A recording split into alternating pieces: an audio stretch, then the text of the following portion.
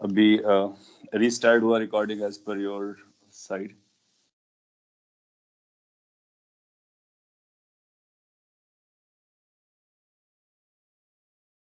Now it is started.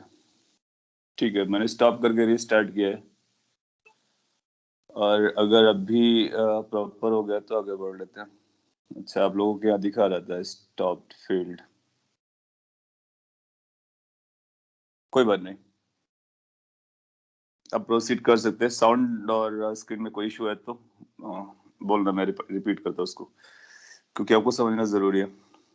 ये कई बार हम लोग बात कर चुके हैं, सेम चीज रिपीट हो रही है, अभी तक कुछ भी नहीं बोला है। वाईडीएससी में क्या क्या पढ़ा उसको भी मैं शॉर्ट में समराइज कर देता हूँ। वाईडीएससी सेटअप जो स्टैंडर्ड फॉर्म होगा, जब भी वो वाईडीएससी वर्ड यूज करेगा तो आपको दो प्लेन समझने हैं, दो प्लेन के बीच का सेपरेशन लार्ज समझना है, एंड दो ओपनिंग्स होंगे S1 और S2। एक रेफरेंस लाइन रहेगा जिसके मिड से ज्वाइन कर रहा होगा, स्क्रीन के परपेंडिकुलर होगा। ये जो O पॉइंट होगा इसको अपने को यूज करना है। फिर आप क्या करते हैं, इस पे लाइट रेस को इंट्रोड्यूस कराते हो। मे बी अगर आपने सोर्स को दूर रखा है तो आपको पैरेलल बीम ऑफ लाइट मिलेगी, और अगर आपने सिमेट्रिकली रखा है तब भी चलेगा।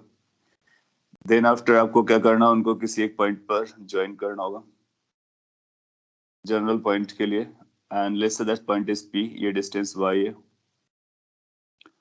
और जो P पॉइंट का एंगुलर एड्रेस है दैट इज थीटा। ये सब हम लोग बात कर चुके हैं, just revising for you. Now theta की वैल्यू 0 से लेकर के 90 तक ऊपर जा सकती है, और -90 से 0 नीचे से आ सकती है। ऐसा कुछ आप याद रख सकते हो।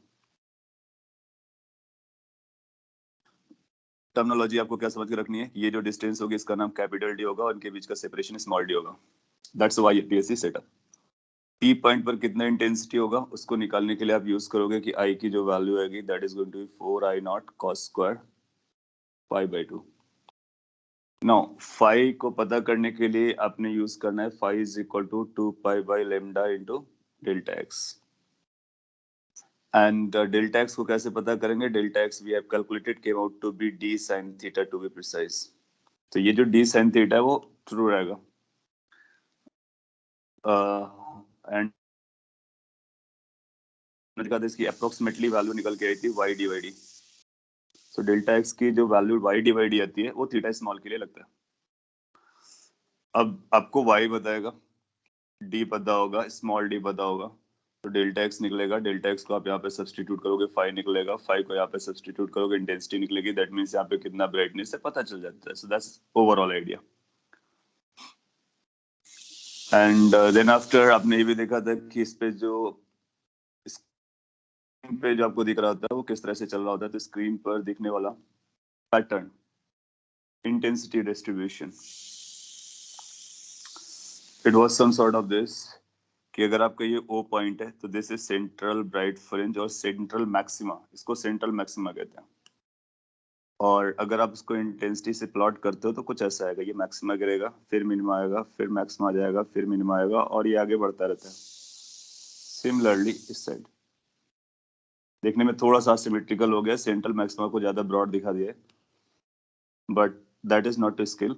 मीनिंग इसकी वो सेम थिकनेस का हर जगह रहता है ऐसा। अगर प्रॉपर कुछ ऐसा बन जाए तो ठीक है। और ये कितने तक कहाँ तक कंटिन्यू रहेगा, जितने मैक्सिमास वगैरह बन रहे होंगे उतने तक कंटिन्यू रहेगा। ये इंटेंसिटी रहती है। इसको और भी सिंपलिसिटी के लिए हम लोग ऐसे भी ड्रॉ कर सकते हैं, किस तरह से दिखा सकते हैं या विजुलाइज कर सकते हैं। We can visualise in this manner too, कि अगर ये स्क्रीन है, या फिर सपोज कर लिए ये पोर्शन है, इस पे स्ट्रिप्स नजर आएंगे।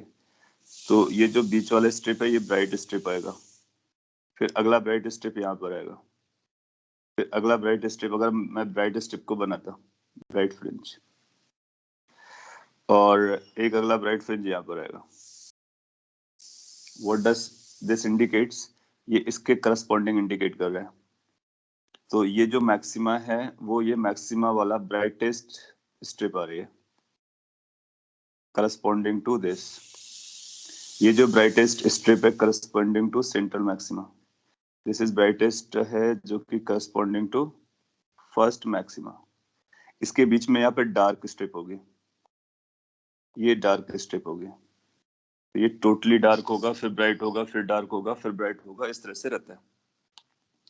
तो इसको हम लोग लिखते हैं कि ये हमारे लिए सेंट्रल ब्राइट फ्रिंज है, ये हमारे लिए फर्स्ट मिनिमा है, डार्क फ्रिंज है, this is first maxima and so on, first minima and then first maxima.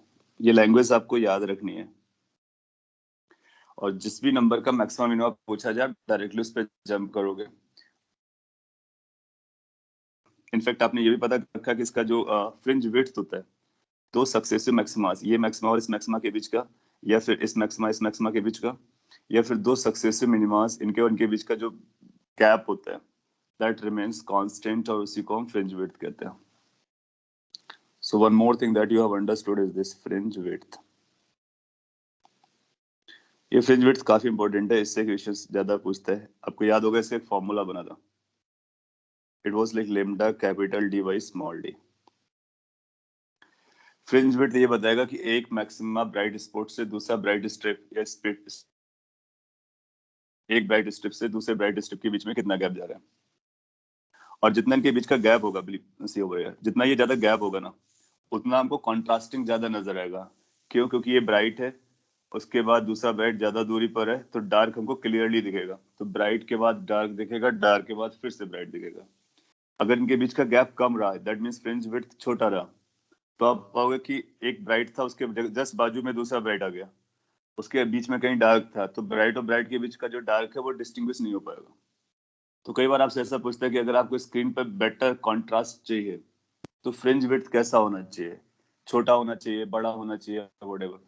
So we will, जितना ज्यादा फ्रिंज विड्थ होगा उतना अपने को क्लियरली नजर आएगा कि ये इंटरफेरेंस हो रहा है, स्ट्रिप्स और इंटेंसिटी का वेरिएशन हो रहा है, ब्राइटनेस का वेरिएशन हो रहा है।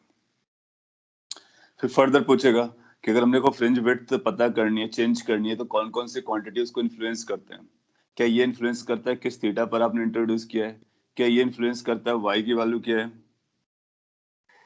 फिर आप देखोगे कि इसका जो इन्फ्लुएंस है वो वेवलेंथ पर है, डी पर है और स्मॉल डी पर है। वेवलेंथ के बारे में आप बहुत सारे डिटेल्स जानते हो। वेवलेंथ कलर कोड को इंडिकेट कर रहा होता है, डी और डी स्मॉल डी ये सेटअप को बता रहा होता है। तो मैं इस फॉर्मूला पे बेस्ड आपसे क्वेश्चन पूछता हूँ थ्योरेटिकली, और लेट्स सी कि आप इसको रिलेट करके आंसर दे पाते हैं या नहीं। क्योंकि ऐसे ऑलरेडी मैं बोल जाऊंगा तो शायद आपको समझ जाएगा, तो लिख करके बोलता। लेट्स अगर ऐसा बोलता है कि इन अ YDSC setup,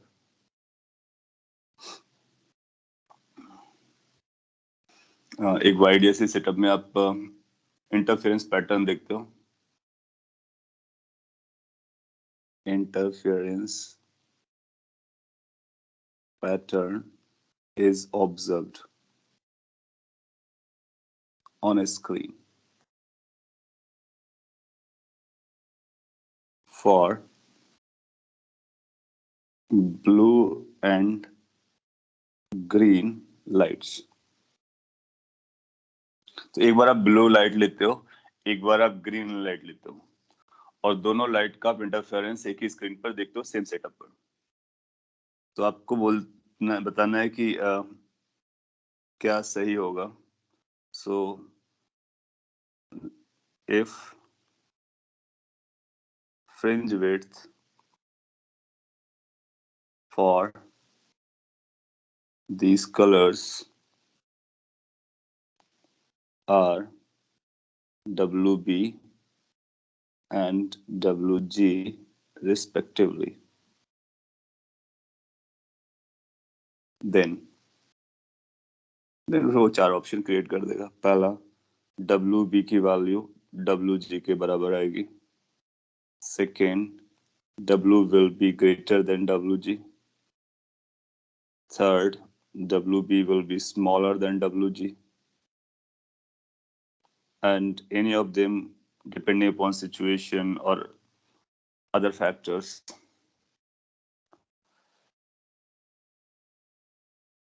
Try to relate with the things that you have learned and then give the answer. आपने कुछ लिखा था, how can we say the fringe width if it gradually decreases or increases? हाँ, कांस्टेंट रहता है fringe width, decrease increase नहीं करेगा.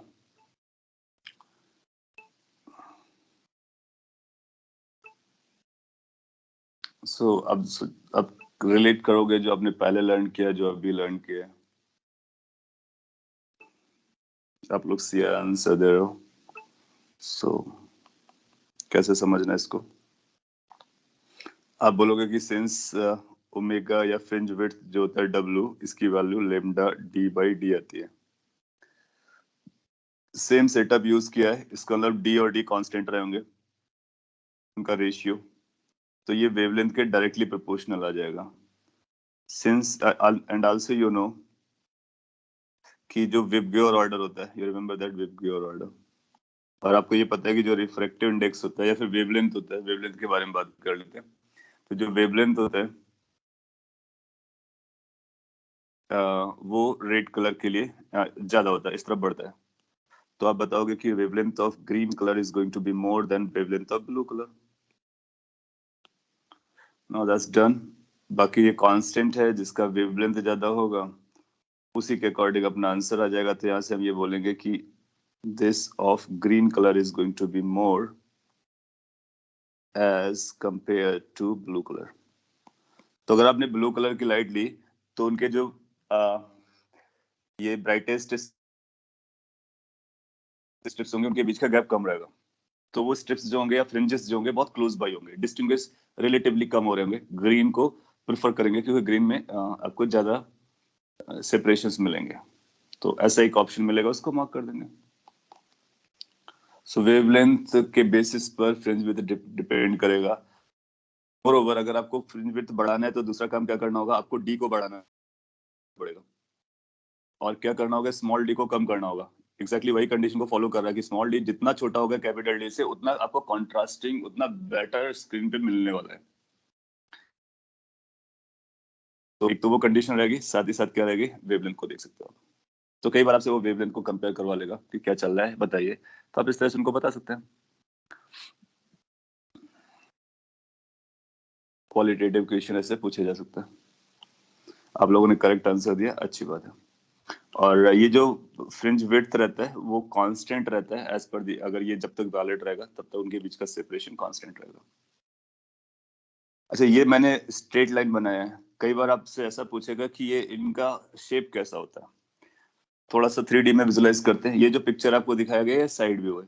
आप देखोगे स्क्रीन कुछ ऐसा रहा होगा, और ये स्ट्रिप वाला प्लेन कुछ ऐसा रहा होगा, और यहाँ पर ये स्ट्रिप्स थे, स्लिट्स थे. फिर वो एक्सपेरिमेंट चल रहा होगा, यहाँ पर आपको पैटर्न्स मिल रहे होंगे.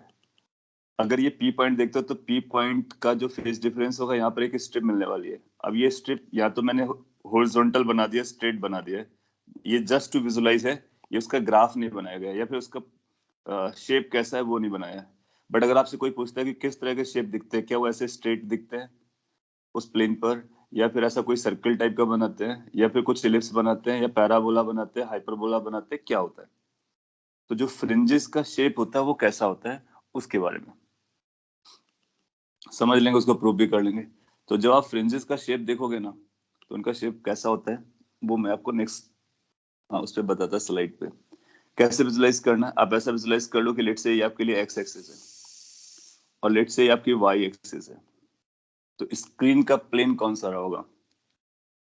इन केस इस तरह से कोऑर्डिनेट एक्सिस यूज करते हैं, तो क्या आप इमेजिन कर पाओगे स्क्रीन का प्लेन, और क्या आपको ये समझ में आएगा जो स्क्रीन प्लेन के पैरेलल है, that plane is Y Z plane. तो वो स्क्रीन जो होगी वो वाईजेड प्लेन पे लाई कर रही होगी. जेड एक्सिस को हम लोगों ने ड्रॉ नहीं किया है, जेड एक्सिस को जेड वाले एक्सिस को नहीं दिखाया क्योंकि हमारे पास रेस्ट्रेंट है, 2D में पिक्चर दिखा रहे हैं. यस, तो वाईजेड प्लेन पर आपको मिल रहा होगा पैटर्न. ये केवल विजुअलाइजेशन के लिए था, बट एक्चुअल इनका जो शेप आता है वो हाइपरबोलिक आता है. तो आपको जो शेप मिलने वाला है वो हाइपरबोलिक मिलने वाला है. कैसा दिखता है वो मैं आपको नेक्स्ट स्लाइड में दिखाता हूँ. इसको मेंटेन रखता हूँ, ये हमारे लिए वाई एक्सिस है, ये हमारे लिए एक्स एक्सिस है, तो स्क्रीन का प्लेन जो होगा वाई जेड प्लेन होगा।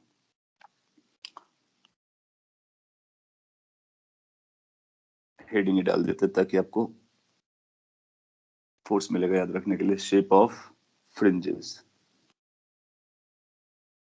On screen.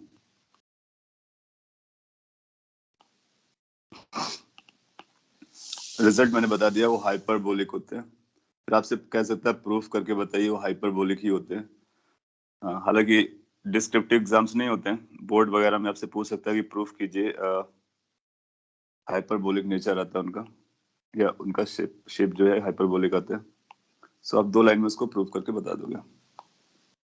मैं सेटअप को फिर से डिजाइन कर दे रहा हूँ, और यहाँ से आपको लाइट इंसिडेंट करते हुए दिखाना है। सोर्स हमारा इनफाइनाइट पे रखा है, तो पैरेलल बीम ऑफ लाइट आ रही होगी, और ये parallel beam of light in 2 slit से पास कर रहा होगा। इसके बाद में यू विल वॉच की इनका इंटरफेरेंस चल रहा हो किसी भी पॉइंट पर। ये पॉइंट ऊपर भी हो सकता है, नीचे भी हो सकता है, जस्ट रिप्रेजेंटेशन के लिए ऊपर वाला पॉइंट दिखा रहे हैं, पी पॉइंट है। And we are considering this axis कि ये जो एक्सिस है ये अपनी एक्स एक्सिस है, ये ओरिजिन है जिसको सेंटर बेड फिन बोला है, और ये वाई एक्सिस है, इसलिए हम इसको वाई मेजर कर रहे थे। So screen will be in Y Z plane, screen Y Z plane पर।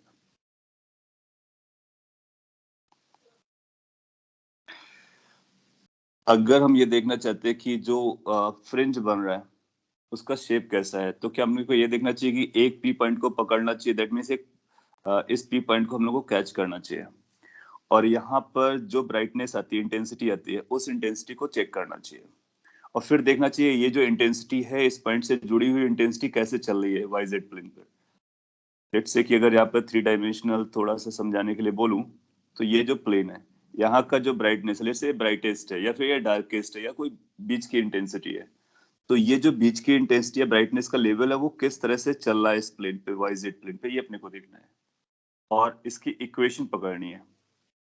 सो क्या चीज कांस्टेंट रहने वाली है, इसकी इंटेंसिटी कांस्टेंट रहने वाली है। सो इस पी पॉइंट की इंटेंसिटी को हम कांस्टेंट क्लेम करेंगे और फिर वाई और जेड में रिलेशन निकालने की कोशिश करेंगे। अच्छा, ये जो आपको दिख रहा है ऐसा हो सकता है कि ये जेड का 0 कोऑर्डिनेट है, तो हम पी पॉइंट को यहाँ पे कैच कर सकते हैं जिसका कोऑर्डिनेट वाई कॉमा जे हो जाएगा। तो अगर ये y कॉमा जेड हो गया तो इस पॉइंट की भी इंटेंसिटी वही होगी जो इस पॉइंट की इंटेंसिटी है, और उसको हम समझने की कोशिश करते हैं। So what you are going to get is this कि p पॉइंट की जो इंटेंसिटी होगी आई पी, वो इस बात पे डिपेंड करेगा कि डेल्टा एक्स कितना है। डेल्टा एक्स का मतलब होगा कि S2P माइनस S1P कितना है, और हम चाहेंगे कि जो डेल्टा एक्स है वो कैसा रहे, कांस्टेंट रहे। अगर हमारा डेल्टा एक्स कांस्टेंट हो गया तो बिलीव की फाई कांस्टेंट हो जाएगा उन सभी पॉइंट्स के लिए। फाई कॉन सेम हो गया तो उनके लिए आईपी सेम रहेगा, क्योंकि आईपी किस बात पे डिपेंड करता है, IP is written as like IP is equal to 4I0 cos square phi by 2। So अगर फाई सेम रहेगा तो उन सभी पॉइंट की इंटेंसिटी सेम रहेगी, और फाई तभी सेम रहेगा जब पाथ डिफरेंस सेम रहेगा। इसका मतलब है S2P minus S1P must be constant. For instance, अगर हम लोग ऐसा बोलते हैं कि फर्स्ट मिनिमा की बात करते हैं, फर्स्ट मिनिमा या फर्स्ट मैक्सिमा की बात करते हैं, कोई भी एक पकड़ लेते हैं, फर्स्ट मैक्सिमा, तो उसके लिए डेल्टा एक्स कितना आएगा, डेल्टा एक्स की वैल्यू आएगी 1 इंटू लेमडा, एन की वैल्यू 1 होगी।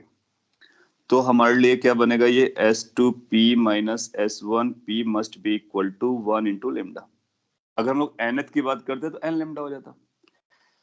नाउ ये क्वेश्चन आपने मैथ्स में देखी होगी, ये क्या बताना चाह रहा है, ये बताना चाह रहा है कि हमारे पास 2 फिक्स पॉइंट है, और जब कभी हमारे पास 2 फिक्स पॉइंट होते हैं, किसी पॉइंट का लोकस निकालना होता है या फिर किसी कर्व का या किसी पॉइंट का लोकस निकालना होता है, तो 2 फिक्स पॉइंट से उस पॉइंट की डिस्टेंसेस का डिफरेंस कैसा आ रहा है, कांस्टेंट आ रहा है। डू यू नो कि अगर किन्हीं 2 फिक्स पॉइंट से किसी एक वेरिएबल पॉइंट की डिस्टेंसेस का डिफरेंस कांस्टेंट रहता है तो वो किस कर्व के लिए कंडीशन बनाता है। सो अगर आप जानते हो तो this condition is for hyperbola. तो ये डायरेक्टली बोलेगा कि P must be following hyperbola, P must be on hyperbola. एक लाइन में प्रूफ आ जा रहा है,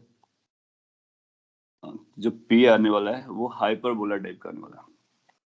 इसका मतलब फर्स्ट मैक्सिमा का जो शेप होगा वो हाइपरबोलिक होगा, सेकेंड मैक्सिमा के बारे में बात करेंगे वो भी हाइपरबोलिक होगा, फर्स्ट मिनिमा देखेंगे वो भी हाइपरबोलिक होगा, कोई भी इंटेंसिटी वाला आप ब्राइटनेस को देखेंगे सब हाइपरबोलिक होंगे, तो वो हाइपरबोला जैसा दिखेगा।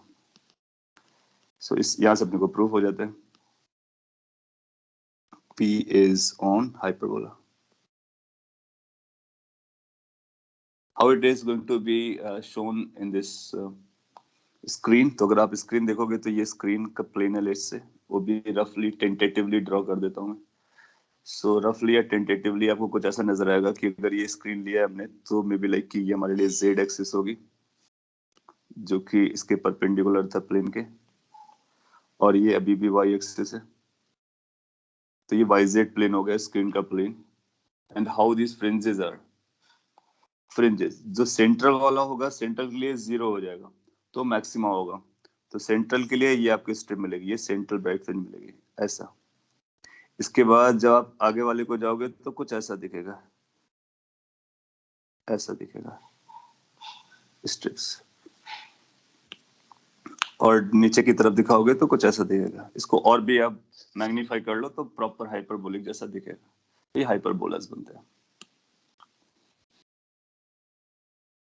हाँ, सेंट्रल वाला आपका स्ट्रेट हो जाएगा, सेंट्रल वाला आपका स्ट्रेट हो जाएगा क्योंकि उसके हर एक पॉइंट का पार्ट डिफरेंस 0 होगा तो स्ट्रेट जैसा दिखेगा।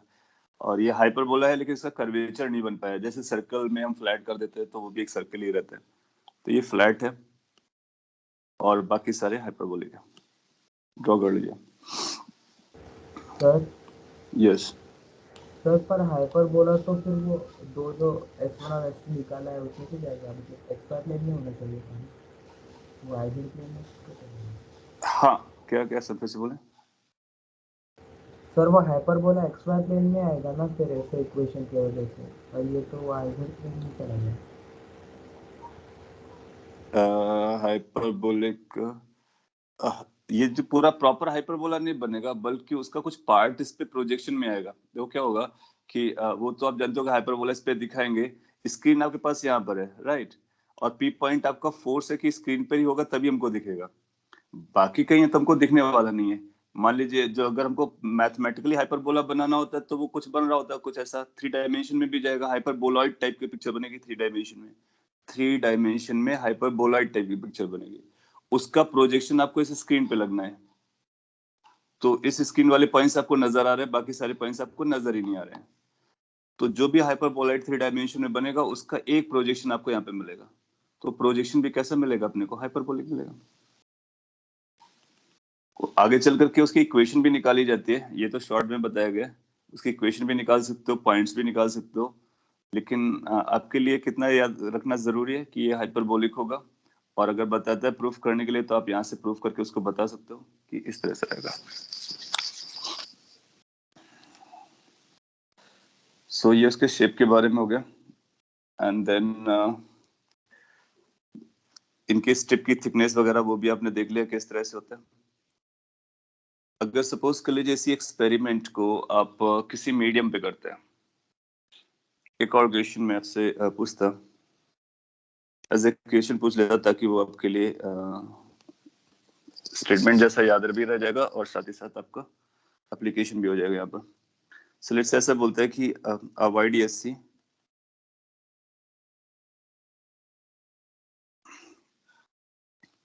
is first performed in air and then in दूसरा मीडियम, लेट्स से दैट दूसरा मीडियम जो हमारे पास इजीली अवेलेबल है वाटर है, then in water for red coloured light. दोनों केस में आपने red coloured light monochromatic light use की है, मीडियम बदला हुआ है। if WA and WW be fringe width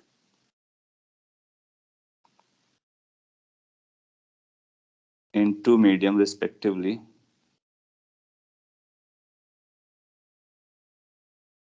can you answer कि इनके साथ क्या रिलेशन चल रहा होगा? ये भी थिंकिंग बेस्ड क्वेश्चन है. WA fringe width in air is going to be fringe width in water. B fringe width in air is going to be more than the fringe width in water. C fringe width in air is going to be less than fringe width in water. And D, any of them feasible?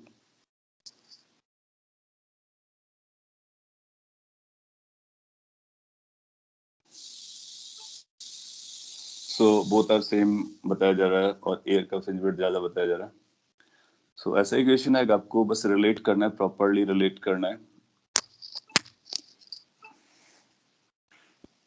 या फिर language में लिख देगा fringe width broaden हो जाएगा, shrink कर जाएगा, क्या होगा, वो सब आप पता कर सकते हो. सो बी और ए ये दो ऑप्शंस जा रहे हैं. इनको आंसर करने के लिए जितना भी आप पढ़ रहे हो वो सारा रिटेन करना जरूरी है, उनका अप्लाई करना भी जरूरी है. देखो होगा क्या, फ्रिंज विड्थ जो होता है that depends on wavelength and D by D. Last class का अगर आपको याद है, स्टार्टिंग में हम लोगों ने बात किया था कि मीडियम का वेवलेंथ लगता है. सो अगर लेट्स से कि एयर में उसकी वेवलेंथ लेमडा है तो ये एयर के लिए हो जाएगा. और अगर हम वाटर पे जाते हैं तो अपने को वाटर की वेवलेंथ लगेगी. दैट मींस वाटर में कितना वेवलेंथ होता है. एंड यू रिमेम्बर कि वेवलेंथ किसी मीडियम में जो आता है that is going to be air का वेवलेंथ डिवाइडेड बाय या वैक्यूम का वेवलेंथ डिवाइडेड बाय म्यू. ये लास्ट क्लास में हम लोगों ने बात की थी. इसका मतलब इसका जो फॉर्मूला बनेगा that formula is going to be lambda D upon mu D. तो ये भी आप याद रख सकते हो. किसी भी मीडियम में फ्रिंज विड्थ कैसा आता है, तो किसी भी मीडियम में अगर हमको फ्रिंज विड्थ एयर में वेवलेंथ को यूज करेंगे और म्यू से डिवाइड भी करेंगे. सो अगर हम म्यू से डिवाइड कर देते हैं तो उस मीडियम का हमको पता चल जाता है कि फ्रिंज विड्थ या फिर वेवलेंथ एग्जैक्टली कितना हो जा रहा है. जहां पर लेमडा का मतलब लेमडा इन एयर और lambda by mu means lambda in water. This is what we had in the last session. समझा? को फॉलो कर देना था. और सिंस आपको ये भी पता होता है कि जो म्यू की वैल्यू है वो 1 से बड़ी होती है अगर मीडियम है. सो म्यू 1 से बड़ा है तो ये नंबर छोटा हो जाएगा. सो आप पाओगे कि जो एयर में फ्रिंज विड्थ आएंगे और जो वाटर में या मीडियम पर आएंगे उससे ज्यादा अच्छा आपको कॉन्ट्रास्ट कहाँ पर मिलेगा, एयर में मिलेगा. और किसी मीडियम पर जाएंगे, जितना भी डेंसर मीडियम होगा उतने ही श्रिंक करते जाएंगे आपको फ्रिंज विड्थ. तो ये सब अपने आप में एग्जाम के लिए अच्छे स्टेटमेंट्स हैं. वो ऐसा बोलेगा किसी भी मीडियम पे जाते हैं तो फ्रिंज विड्थ पर क्या असर गिरता है. सो आप बोलोगे फ्रिंज विड्थ श्रिंक कर जाएंगे. Why? Because medium will have a refractive index and vacuum has one refractive index, hence lambda will decrease, which will cause wavelength to shrink. Wavelength to lambda की वैल्यू 1 से होती है जिससे wavelength कम हो जाएगी and that will lead to this thing कि fringe width भी कम हो जाएगी. Okay, so ये भी आपको सब कि अगर आपने मीडियम फिल कर दिया दैट मीन्स व्हाट कि ये एक्सपेरिमेंट था और बोला कि ये पूरा का पूरा एक्सपेरिमेंट कहाँ चल रहा है, किसी मीडियम में चल रहा है. जिस मीडियम का रिफ्रैक्टिव इंडेक्स म्यू है तो क्या फर्क पड़ेगा, कोई फर्क नहीं पड़ने वाला, केवल फ्रिंज विड्थ आपकी कम हो जाएंगे. या फिर जहां पर भी वेवलेंथ है वेवलेंथ को रिप्लेस कर दो लेमडा बाय म्यू से, that's done. But keep in mind कि लेमडा आपको अगर वैक्यूम का पता है तभी हम उसको म्यू से डिवाइड करेंगे. कई बार क्वेश्चन में क्या करता है, मीडियम का रिफ्रैक्टिव ये वेवलेंथ डायरेक्टली दे देगा तो फिर म्यू से डिवाइड करने की जरूरत नहीं है क्योंकि ये फॉर्मूला लगता है. और म्यू से कब डिवाइड करेंगे, जब वैक्यूम की वेवलेंथ यूज करेंगे. तो लेमडा क्या है, lambda is wavelength in air. छोटा सा पॉइंट है, मिस्टेक होने के चांस होते हैं इसलिए मैं इसको हाईलाइट कर रहा हूँ. सो फाइनली आंसर कौन सा करेक्ट होता है हमारा? बी आंसर करेक्ट हो जाता है। यहाँ तक चीजें अगर आपको समझ में आ रही बहुत अच्छी बात है, और तो फिर आगे वाली चीजें भी समझ में आ जाएंगी, और यही अपना बेस है। इसके बाद एक छोटा सा पॉइंट पहले मैं आपको बताता हूँ, और फिर ये फ्रिंजेस कैसे शिफ्ट होते हैं उसके बारे में बात करेंगे। So something called optical distance,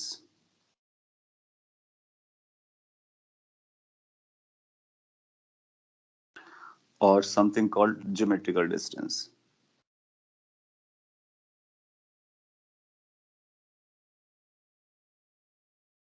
geometric और ज्योमेट्रिकल डिस्टेंस, ये दो टर्म्स का क्या मीनिंग होता है और आपस में क्या रिलेशन होता है उसको भी एक बार समझते हैं वंस एंड फॉर ऑल के लिए। सपोज कर लीजिए आपके पास एक मीडियम है, अगर मैं इस मीडियम को यहाँ पे दिखाऊं तो कुछ ऐसा, ये मीडियम है, और एक पॉइंट आप यहाँ पे चूज करते हो या फिर यहाँ पे चूज करते हो, ये पॉइंट ए है, ये पॉइंट बी है, लेट्स से ए और बी के बीच की डिस्टेंस डी है, तो कोई और नाम दे देते हैं, एक्स है या व्हाटएवर। अब मैंने डी चूज कर लिया। सो ये जो डी है ये कौन सी डिस्टेंस के बारे में बात कर रहा है? तो आप देखोगे कि ये दो पॉइंट्स हैं ग्राउंड पर, और आप स्केल लेकर के आओगे तो इनके बीच का डिस्टेंस मेजर करोगे, that means you are measuring the distance between two points by using geometrical means, that means this is a geometrical distance. So इस पिक्चर के अकॉर्डिंग जो डी आएगा that will be known as geometric distance. Simple points हैं but difference समझना अपने को। फिर let's say कि यहाँ से लाइट पास कर रहा है, ऐसा निकल के जाता है लाइट, और लेट्स से जो मीडियम है वो एयर नहीं है, वो मीडियम है, तो लाइट ने इस मीडियम में कितना चला, तो लाइट जो डिस्टेंस चलता है उसको ऑप्टिकल डिस्टेंस कहते हैं। सो यू विल फाइंड कि यहाँ से यहाँ तक जाने में ये जो डिस्टेंस होगी जो कि ज्योमेट्रिकली डी है, बट लाइट को ये डी नजर नहीं आएगा, light will measure as a different value using the refractive index, तो उसको बोलेंगे optical distance. So optical distance is given as mu times geometrical distance.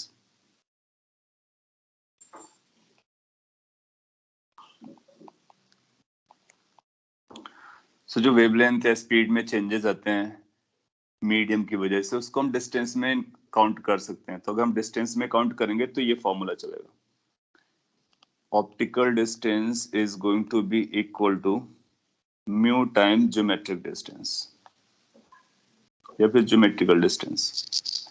हम लोग डिस्टेंसेस वाली बात क्यों कर रहे हैं, क्यों इतना इस पे फोकस जा रहा है? वजह ये है किसी पॉइंट पे इंटेंसिटी या इंटरफेरेंस या सुपरपोजिशन वगैरह देखते हैं दो वेव्स के लिए, तो अपने को ये जानने की जरूरत होती है कितना पाथ डिफरेंस आया है। And when we are measuring the path we need to measure the lengths और डिस्टेंसेस। नाउ ज्योमेट्रिक लेंथ आपका कुछ भी बना रहा है उससे कोई फर्क नहीं पड़ता है, लाइट को कितना डिस्टेंस अपीयर करता है, लाइट कितना ट्रैवल करता है, इंटरफेरेंस के लिए वो मैटर करने वाला है। तो जब हम लोग डेल्टा एक्स यूज किया करेंगे तो उसमें ऑप्टिकल डिस्टेंस का मतलब होता है, तो हमारे लिए delta X is going to be optical path difference.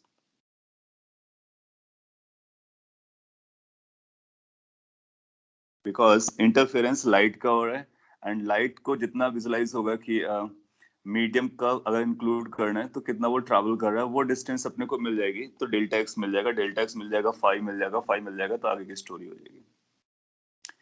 Now how to get this delta X optical path, तो आप लाइट से तो नहीं पूछ सकते हो, तो हमारे पास आइडिया है कि हम ज्योमेट्रिकल उसको मेजर कर सकते हैं।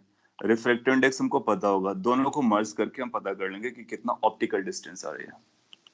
सो अगर आपसे पूछा जाए कि इस मीडियम पर कितना डिस्टेंस ट्रैवल किया हुआ है, इस मीडियम पर लाइट कितना ट्रैवल किया है, तो हम डी नहीं बोलेंगे, रादर क्या बोलेंगे, mu into D. So delta X is will become mu into D. ये शॉर्टकट रहेगा अपने लिए पाथ डिफरेंस को पता कर लेना। और अगर ये मीडियम कैसा रहा होता, वैक्यूम या एयर रहा होता, तो जो भी आपने ज्योमेट्रिकली मेजर किया है exactly same amount light travel करता। और डेंसर मीडियम में आप पाओगे कि डेंसर मीडियम में ये इसका जो ऑप्टिकल डिस्टेंस आता है वो म्यू डी के बराबर था। नाउ कीपिंग दिस इन, बहुत सारे केसेस क्रिएट कर सकते हैं, जैसे कि ये छोटा सा पॉइंट को यूज करते हुए अब देखो कि सपोज कर लीजिए यहाँ पर हमने कोई मीडियम लगाया, लेट से फर्स्ट स्लिट के आगे मीडियम लगा दिया। तो फर्स्ट स्लिट के आगे अगर हमने मीडियम लगा दिया तो ये जो ज्योमेट्रिकल डिस्टेंस थी वो हम लोगों ने यूज की थी पार्ट डिफरेंस निकालने में। अब अपने को ऑप्टिकल डिस्टेंस पे जाना पड़ेगा, और जैसे हम लोग ऑप्टिकल डिस्टेंस पे जाएंगे तो ऑप्टिकल डिस्टेंस और ज्योमेट्रिकल डिस्टेंस डिफरेंट हो जाएंगे। इसका मतलब उसमें जो पाथ डिफरेंस आएगा, जो भी हम लोग कैलकुलेट करते हैं वो तो आएगा ही आएगा, कुछ एक्स्ट्रा भी आएगा। उस एक्स्ट्रा की वजह से चीजें बदल जाएंगी। तो उसको बोलते हैं कि डिस्प्लेसमेंट ऑफ फ्रिंजेस।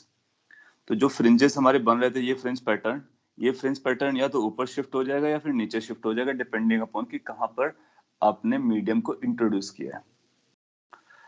सो इसको मैं डिटेल में बता दूं, अभी आपको उसका बेसिक आइडिया दिया है कि ये फॉर्मूला यूज करके अपने को पाथ डिफरेंस निकालना है।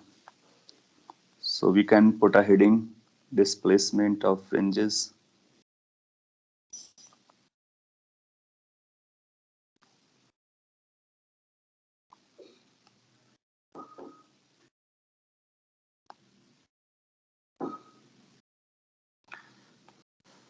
सो फ्रिंजेस का डिस्प्लेसमेंट हम लोग कई तरह से पढ़ेंगे, और जो मोस्ट कॉमन है आपके एग्जाम के लिए और आपके लिए रिलेवेंट है, that is introduction of slab. तो लेट्स से अपने पास ये दो स्लिट्स हैं, सेटअप को मैं क्रिएट कर रहा हूँ और ये रेफरेंस लाइन है। This is S1 source, this is S2 source, और slits basically you can call it. Light rays parallel beam of light कहीं दूर से आ रहा है, सिंस ये पैरेलल आ रहा है इसका मतलब उनका पाथ डिफरेंस 0 रहा होगा। स्लिट्स पे गिरने से पहले उनका पाथ डिफरेंस 0 है, तो उसको कैलकुलेट करने की जरूरत नहीं पड़ती है। उसके बाद कितना पाथ डिफरेंस आएगा उसको काउंट करना होता है। लेट्स से कि आपने एक और काम किया अपार्ट फ्रॉम दीज थिंग्स, एक स्लैब इंट्रोड्यूस कर दिया मे बी यहाँ पर, ऐसा ग्लास का, माइका का या कोई और मीडियम आपने यहाँ पे इंट्रोड्यूस कर दिया। ये जो स्लैब होगा, लिख देता हूँ कि इसको हम लोग क्या पढ़ने वाले हैं। इसको हम लोग पढ़ने वाले हैं स्लैब, ग्लास स्लैब और बार, सम सॉर्ट ऑफ दिस। इसका अपना रिफ्रैक्टिव इंडेक्स होगा और इसकी अपनी थिकनेस होगी। दो टर्म्स हमको उसके लिए लगेंगे, कौन सा? That medium, what is the medium refractive, मतलब थिकनेस। तो ये जो डिस्टेंस है, थिकनेस है, उसको टी बोलेंगे। टी बहुत छोटा होगा, बहुत छोटा होगा। सो टी स्मॉल है, म्यू उसका रिफ्रैक्टिव इंडेक्स है। तो उस केस में मैंने स्टेटमेंट आपको दिया है, अगर आपने स्टेटमेंट लिखा और समझा है तो मैं आपसे एक छोटा सा क्वेश्चन यहाँ पर कर लेता हूँ, जिससे आप इन्वॉल्व भी होंगे और आपको समझ में भी आएगा। लेट्स से कि लाइट रे हम यहाँ पर लेके जाते हैं सिंपलेस्ट पॉइंट ओ पर। लेट्स से कि ऊपर वाली लाइट रे को हम 1 बोलते हैं, नीचे वाली लाइट रे को 2 बोलते हैं। तो जब ये ओ पॉइंट पर मीट कर रहे होंगे, वॉइस करेक्ट हुआ, मैं फिर से बोलता हूँ। एक स्लैब आपने इंट्रोड्यूस किया है एक स्लिट के इन फ्रंट में, तो यहाँ से जो भी लाइट रे पास करेगी तो वो इस मीडियम से होकर उसको गुजरना पड़ेगा। फिर इसके बाद मैंने ओ पॉइंट को चूज किया है। क्या आप बता सकते हो कि ओ पॉइंट पर जाने वाली लाइट रेस में क्या चल रहा होगा? जैसे कि पाथ डिफरेंस के बारे में हमको पता करना है। सो ऑप्शन मैं शॉर्ट में दे देता हूँ, बाद में इरेज कर दूंगा। आपको ये बताना है, पहला ऑप्शन कहता है path difference will be 0, path difference is equal to 0। दूसरा ये कहता है पाथ डिफरेंस का मतलब हमारा x1 माइनस x2 है। दूसरा ये कहता है x1 minus x2 is positive. तीसरा कहता है x1 minus x2 is negative. चौथा कहता है any of them. So can you answer?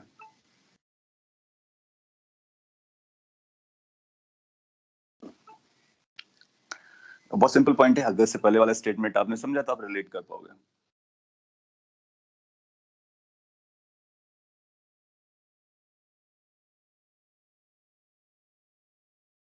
तो मोस्टली आप बी ऑप्शन पे जा रहे हो।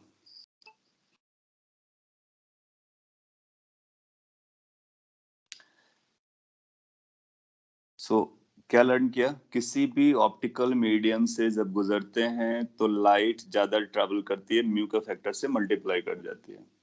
सिंस म्यू के सर फैक्टर से मल्टीप्लाई कर जाती है, देन यू विल फाइंड कि ये जो S1O डिस्टेंस होगी और ये जो S2O डिस्टेंस होगी, उसमें से S1O ज्यादा हो जाएगा। अगर ये स्लैब नहीं रहा होता तो दोनों बराबर थे, लेकिन स्लैब के आने की वजह से कुछ डिस्टेंस ऑप्टिकली ज्यादा ट्रेवल्ड हो गई है। ज्योमेट्रिकली दोनों डिस्टेंस बराबर हैं। Geometrically if you measure both distance are identical, but optically this distance is more, hence S1 must be greater than S2 और ये X1 is greater than X2। Yes sir but अगर ऐसा case रहा कि अगर medium जो है, medium 1.5 अगर उसका रिफ्रैक्टिव इंडेक्स रहा मीडियम का, और जो स्लैब का रिफ्रैक्टिव इंडेक्स 1.2 रहा, तो वो अलग हो जाएंगे ना फिर? Any of the above option रहेंगे ना? हाँ, ओके ओके गुड, अच्छा पॉइंट है। इनफैक्ट देखो क्या होगा कि जब हम कुछ भी नहीं बोल रहे हैं ना, इसका मतलब हमारे पास बाहर क्या है, एयर है या फिर वैक्यूम है। सो बाहर हमारे लिए वैक्यूम है, एयर है, तो उसके कंपैरिजन में ये डेंस है, ऑप्टिकली डेंस है। Outside it is 1। In case अगर मैं ऐसा बोलता कि आउटसाइड का म्यू 1, हम उसके बारे में भी बात करेंगे, एक बाहर का भी रहेगा और फिर स्लैब रखेंगे, तो हम रिलेटिव कंपेयर करते हैं, of course we do so. But अगर कुछ भी नहीं बोला जा रहा है, that means it is air outside, that is understandably accepted. Correct. So इसके लिए हम इसको बी आंसर दे देंगे और ये जमेगा, क्योंकि जब कुछ भी नहीं बोलते इसका मतलब वैक्यूम हम लोग प्रिज्यूम करके चलते हैं, वो अंडरस्टूड रहेगा। कोई मीडियम आएगा तो फिर क्लियरली कहा जाता है this experiment is being performed in water, may be with in a glass, inside a glass और समवेयर। सो एयर के रिस्पेक्ट में आप इसको ऐसा बोल सकते हो। अच्छा, इसी में एक दूसरा और एग्जांपल पूछ लेते हैं। ये अब अपने को ये बताना है कि जो हमारा सेंट्रल ब्राइट फ्रिंज होगा, location of central bright fringe, A option is, पहला बोलता है eight O, B above O, C below O, D any of them location depending upon any other factor.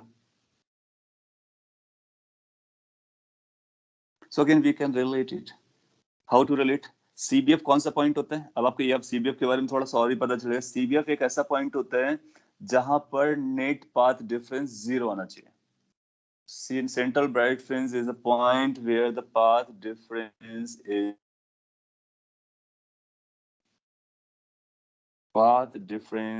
is 0. Now, आपको ये पता चला कि X1 lead कर रहा था और ये छोटा है। आप चाहते हो कि ऐसा मूव किया जाए, आपके पास दो ऑप्शन है, या तो ऊपर जाने का या फिर नीचे आने का। ये पॉइंट डेफिनेटली नहीं होगा, क्यों? क्योंकि आपने देखा कि इनका पाथ डिफरेंस 0 नहीं है, और सिंस ये पाथ डिफरेंस 0 नहीं है, इसलिए सेंट्रल ब्राइट फ्रिंज नहीं होगा। तो CBF की कंडीशन क्या होती है? Path difference should be 0। कौन सा पाथ डिफरेंस? ऑप्टिकली, क्योंकि वो लाइट के बारे में बात चल रही है। As simple as anything. And this is leading, S1 is leading या 1 इज लीडिंग, तो आपका करना होगा कि आपको 2 को बढ़ाने की जरूरत है। अगर आप बिलो आओगे किसी पॉइंट पर, तो आप देखोगे कि वो ऑलरेडी लीड कर रहा था, फिर और भी लीड करना स्टार्ट हो जाएगा, तो पाथ डिफरेंस विल इंक्रीज, और जितना भी आप नीचे जाओगे पाथ डिफरेंस बढ़ेगा। अगर आप ऊपर जाते हो तो ऐसा हो सकता है कि जितना लीड मिला है पाथ डिफरेंस का because of slab, the same amount अगर कंपनसेटेड होता है इसकी वजह से, तो फिर हम बोलेंगे ठीक है कि वो सेंट्रल ब्राइट फ्रिंज हो जाएगा। तो सेंट्रल ब्राइट फ्रिंज इस केस में अब शिफ्ट हो जाएगा, यहाँ कहीं होगा। और बाद में एक अपने लिए नेचुरल क्वेश्चन हो जाएगा, कितना शिफ्ट हुआ ये बताइए। तो कितना शिफ्ट हुआ, तो जितना पाथ डिफरेंस इसने क्रिएट किया है उतना पाथ डिफरेंस हम यहाँ पे क्रिएट करवा देंगे, और फिर अपने को y की लोकेशन पता चल जाएगी। काफी अच्छा पॉइंट है। सो central bright fringe will be upside, ऐसा बोल सकते हैं। ये भी छोटा सा पॉइंट था। सो ये दो एग्जांपल को मैं रिटर्न करता हूँ ताकि आपके पास बना रहेगा। अब आगे अगले स्लैब, नेक्स्ट स्लाइड में हम इसको क्या करते हैं, टाइप करते हैं कि कितना शिफ्ट होने वाले हैं, वो पता कर लेते हैं। अब होगा क्या, थोड़ा सेंट्रल ब्राइट फ्रिंज यहाँ पर गया तो फर्स्ट मैक्सिमा यहाँ पर आएगा, मिनिमा आएगा, जो भी है वो सब वैसे ही रहेगा। और मिनिमा और मैक्सिमा के बीच का गैप नहीं बदलेगा, बट ऐसा होगा कि जो स्क्रीन में पैटर्न आपको मिल रहा था, जो भी पैटर्न मिल रहा था, उस इंटायर पैटर्न को शिफ्ट कर दिया ऊपर। दैट मींस स्क्रीन को थोड़ा सा ऊपर शिफ्ट कर दिया जो पहले वाला पैटर्न था, and there will be nothing else change. मतलब कि अगर हमारा central bed fringe Y not से शिफ्ट हुआ तो फर्स्ट कितने से शिफ्ट हुआ होगा? फर्स्ट मैक्सिमा या मिनिमा, वो भी वाई नॉट से शिफ्ट हुआ होगा। सभी वाई नॉट से शिफ्ट हो जाएंगे ऊपर की तरफ। तो इसीलिए इसको बोलते हैं displacement of fringes. So fringes has got displaced. इसको भी हम लोग प्रूव भी करेंगे और कितना डिस्प्लेस होता है उसको पता भी करेंगे। बट एटलीस्ट इतना तो समझना है यहाँ पर कि central bed fringe has moved.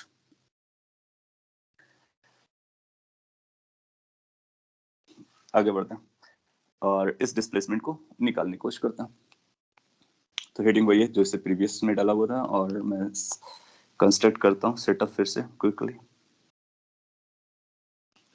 ये दो आपके पास स्लिट्स हैं, ये रेफरेंस लाइन है, and let's say parallel beam of light is coming. We are taking parallel beam of light because of a reason. We don't want any path difference before they are striking this slit plane. And let's say this is S1, this is S2. आप slab एक पर भी लगा सकते हो, दोनों पर भी लगा सकते हो, चॉइस आपकी है। एक के बारे में समझेंगे तो फिर दोनों को रिलेट कर सकते हैं, और at least calculation is going to be similar. Let's say मैंने यहाँ पे स्लैब लगा दिया। इस स्लैब के बारे में बताना होगा, इसका रिफ्रैक्टिव इंडेक्स, इसकी thickness, T is a thickness. So कितना पाथ डिफरेंस क्रिएट होगा ये अपने को समझना है। इनफैक्ट अगर हम O पॉइंट के बारे में बात करें तो आपने अभी देखा था कि O पॉइंट पर क्या चल रहा होता है। O पॉइंट पर S1 से O की डिस्टेंस और S2 से O की डिस्टेंस तो जीरो होती है। जो भी पाथ डिफरेंस आएगा that will B because of this, इसकी वजह से कितना एक्स्ट्रा आया है। तो मैं डायरेक्टली लिखता और आप विजुलाइज कर पाओगे। सो ऐसा लिखता हूं मैं, extra path difference due to slab, introduction of slab. Slab को कहां पर इंट्रोड्यूस करना है आपको? स्लिट के जस्ट आगे, सो दैट कि जो भी लाइट रेज स्लिट से निकले तो उसको स्लैब से पास करना हो। ये जो एक्स्ट्रा पाथ डिफरेंस आएगा वो कितना आएगा, इसको समझते हैं। नाउ लाइट रेज ऐसे जा रहे होंगे, हालांकि लाइट रेज कुछ बेंड भी हो जाएंगे, तो और जब ये बेंड होकर के जा रहे होंगे तो वो डिस्टेंस T ना होकर के T का कुछ एंगल बनेगा, प्रोजेक्शन बनेगा। बट हम T को बहुत स्मॉल लेते हैं। इतना स्मॉल बेंडिंग से वजह से डिफरेंस आ रहे हैं, उसको इग्नोर कर सकते हैं, क्योंकि अदरवाइज हमारे कैलकुलेशन बहुत कॉम्प्लिकेटेड हो जाएगी। सो T इज स्मॉल, तो अगर लाइट रे हमारी इधर भी जाएगी या उधर भी जाएगी तो सभी को हम समझेंगे ज्योमेट्रिकली वो T जा रहे हैं। सो हम ये बोलेंगे ज्योमेट्रिकल, वो अपने को निकालना है। तो ज्योमेट्रिकल पाथ कितना आएगा? ज्योमेट्रिकल पाथ और थिकनेस ऐसा बोल सकते हैं, तो उसको मैं पाथ बोल रहा हूँ फ्रॉम स्लैब और ड्यू टू स्लैब। केवल ये स्लैब की वजह से चल रहा है, शॉर्ट में मैंने लिखा है। तो ये अपने लिए T आएगा, रफली T आएगा। T cos थीटा sin थीटा वो सारे कंपोनेंट आ सकते हैं, बट वी इग्नोरिंग कि we are saying T is very small, so सभी उसकी थिकनेस के अप्रोक्सीमेटली बराबर जाने वाला है। ये भी अप्रोक्सीमेटेड है। फिर अपने को ऑप्टिकल पाथ चाहिए। ऑप्टिकल पाथ कितना आएगा? Can you think of? ये म्यू T आएगा। तो अगर स्लैब नहीं होता तो T चला होता, स्लैब के आने से वो म्यू T चलेगा लाइट। तो दोनों में कितना डिफरेंस चलेगा? तो कैन बी से कि जो एक्स्ट्रा पाथ डिफरेंस आ रहा है, एक्स्ट्रा स्लैब की वजह से, can be say it's going to be like mu T minus T, and then you will say it's going to be like mu minus 1 into T.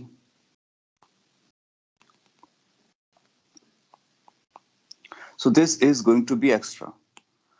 अब आप relate कर सकते हो, अगर हमने O पॉइंट पे ज्वाइन करना होता, O पॉइंट पर, तो ज्योमेट्रिकली तो बराबर जा रहे थे, ऑप्टिकली जो डिफरेंस आया होगा वही रहा होगा, और ऑप्टिकली एक्स्ट्रा कितना जा रहा है? Mu minus 1 into T। इसका मतलब है यहाँ पर लाइट रे जो फॉल कर रही है उसके पास पाथ डिफरेंस चलेगा, और वो path difference mu minus 1 into T के बराबर होगा।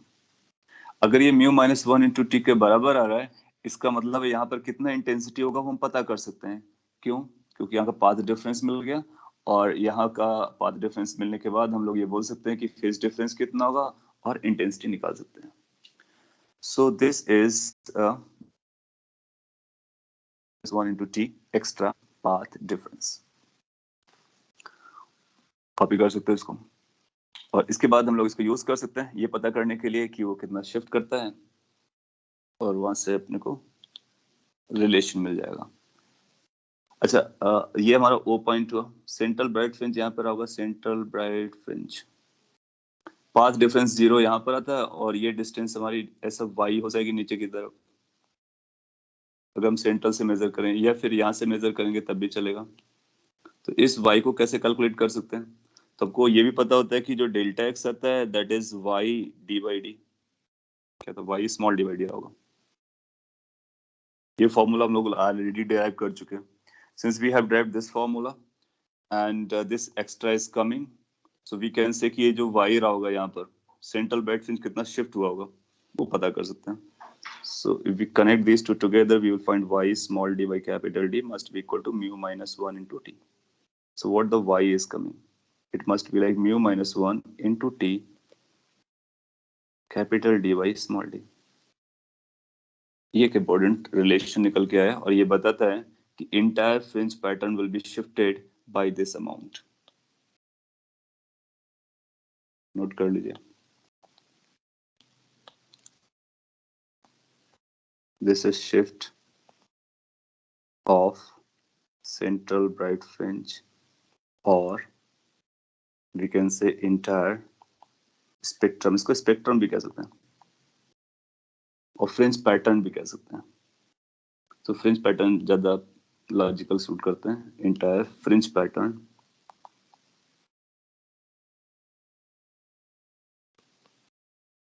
Along Y axis. तो जो शिफ्ट है वो वाई एक्सिस के डायरेक्शन में शिफ्ट होता है, ऊपर या फिर नीचे. इस केस में ऊपर शिफ्ट हो रहा है क्योंकि सेंट्रल ब्राइट फ्रिंज हमारा ऊपर चला गया. सो किसी भी स्लैब को इंट्रोड्यूस करने से अपने को ये पता चलता है कि कितना शिफ्टिंग. अगर आप इसके बाद आपसे पूछता है कि फर्स्ट मैक्सिमा की लोकेशन बताइए, तो फर्स्ट मैक्सिमा की लोकेशन यहाँ पे बनेगी. ऊपर वाला अगर अपने को बताना है, तो अगर ऊपर वाला अपने को पता करना है देन यू विल फाइंड कि ये फर्स्ट मैक्सिमा होगा, ये यहाँ से फ्रिंज विड्थ के बराबर होता है, और ये y आपने निकाल लिया जो कि एक्स्ट्रा था. तो टोटल डिस्टेंस ओ पॉइंट से कितना हो जाएगा, y प्लस w. तो स्क्रीन को बनाएंगे और उसको लोकेट कर देंगे. अगर आपसे पूछता है डाउन साइड वाला फर्स्ट मैक्सिमा कहाँ होगा, तो फिर y माइनस w कर देंगे, तो नीचे वाला निकल के आ जाएगा. हो सकता है वो फर्स्ट मैक्सिमा यहाँ पर हो सकता है कि इधर आ जाए, वो डिपेंड करेगा y कितना है और उसके बीच का सेपरेशन कितना था, दैट मींस फ्रिंज विड्थ कितना था. So entire pattern shifts up. एक इंपॉर्टेंट पॉइंट है, और ये नंबर अपने को याद रखना है कितने से शिफ्टिंग चल रही है. अब यहाँ पर हम बहुत सारी बातें देख सकते हैं, जैसे कि बहुत सारे और वेरिएशंस इंट्रोड्यूस किया जा सकते हैं. ऐसा बोल सकता है कि हमारे मीडियम का रिफ्रैक्टिव इंडेक्स म्यू एम है, तो बताइए कितना हो रहा है, क्या फर्क गिरेगा. Can you think of, can we say कि जब ज्योमेट्रिकली आप मेजर करोगे, तो आपको ज्योमेट्रिकली नहीं बेसिकली ऐसा मेजर करना होगा कि इनिशियली कितना था फाइनली कितना था. तो फिर ये टर्मिनोलॉजी हम बदल देंगे. इनिशियली कितना चल रहा था, फाइनली कितना चलेगा स्लैब के आने से. तो बिना स्लैब के चल रहा था म्यू इंटू मीडियम टी, और ऑप्टिकल मीडियम में ये इतना चलेगा. तो क्या यहाँ पर हमको एक म्यू मीडियम को इंट्रोड्यूस करना होगा, जो कि 1 है उसको म्यू मीडियम से रिप्लेस कर देना होगा, जो कि यहाँ पर 1 है वहां पर म्यू मीडियम से रिप्लेस कर देना होगा. सो ये जो 1 आ रहा है वो एयर के करस्पॉन्डिंग आ रहा है. सो यू कैन रिमेंबर कि ये जो 1 है that is corresponding to air. If it is there is any other medium, we can replace this 1 by that medium. और फिर उसके बेसिस पर ये नंबर कम ज्यादा हो सकता है. अगर म्यू बड़ा होगा तो ये पॉजिटिव आएगा, अगर म्यू छोटा होगा तो ये नेगेटिव हो जाएगा. नेगेटिव बताएगा कि ऊपर की बजाय नीचे शिफ्ट होना स्टार्ट होगा. तो मीडियम का इन्फ्लुएंस आ जाएगा. फिर ऐसा भी कर सकता है कि यहाँ भी स्लैब बनाया, यहाँ भी स्लैब बनाया, इसका कैलकुलेशन करेंगे, इसका कैलकुलेशन करेंगे, दोनों को एक्स्ट्रा को सब्ट्रैक्ट कर देंगे, तो फाइनल डिफरेंस अपने को पता चल जाएगा.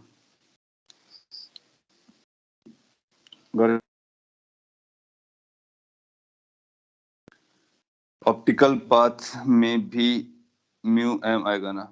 हाँ, फिर आपको क्या करना, ऑप्टिकल ही निकालना पड़ेगा, क्योंकि हम हमेशा ऑप्टिकल ही निकालते हैं. वो ज्योमेट्रिक हम एयर के लिए, geometric is basically optical in air. So geometrical is optical in air. That's what the meaning of geometric is. So अगर पहले हमारे पास कोई मीडियम होगा तो पहले भी ऑप्टिकल मीडियम का निकालेंगे म्यू एम का, बाद में भी निकालेंगे म्यू के साथ। एनीवे मैं उसका भी फॉर्मूला लिख देता हूँ ताकि आपके नोट्स में रहेगा और आपको इजी रहेगा बाद में यूज करने के लिए। इसको कॉपी कर लीजिए पहले, इसके बाद मैं उसको लिखता हूँ।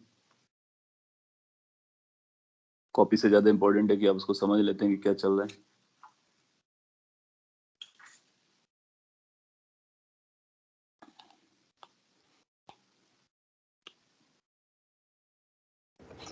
सर यस सर मतलब वो ऑप्टिकल पार्ट भी तो म्यू इंटू ज्योमेट्रिकल पार्ट है, तो फिर वो mu into mu m into t आएगा ना।